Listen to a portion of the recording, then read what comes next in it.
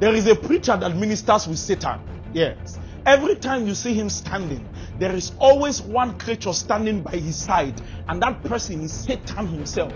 And today I want to call his name. Actually, I will make it public and I will make it open. He's someone that you love. You have always wanted to be like him. If you put up a paid seminar, you would actually pay for it 6 months before the date of the conference. If you now put up a free conference, you'll be the first to sit on the first row. But if you look at him thoroughly in the spirit, you will find out that he means not standing next to Satan. He does priesthood standing by Satan. Yes. And his name is what I want to call today. His name is actually Joshua.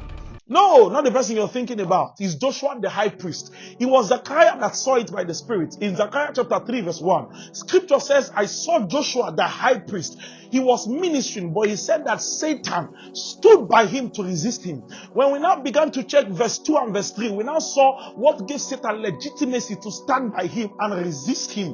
What gave Satan that legitimacy was the filthy garment that he put on. My friends, it was in 1 Timothy chapter 3 that Paul makes it clear. If you read from verse 1 to 10, that both the Christian leader, the pastor, the elder, that there is one thing that you must have to qualify you as a Christian leader. It is blamelessness. Yes, you cannot do ministry and sin, else you will be like Joshua. You will be ministering with Satan. You'll be ministering from a place of darkness.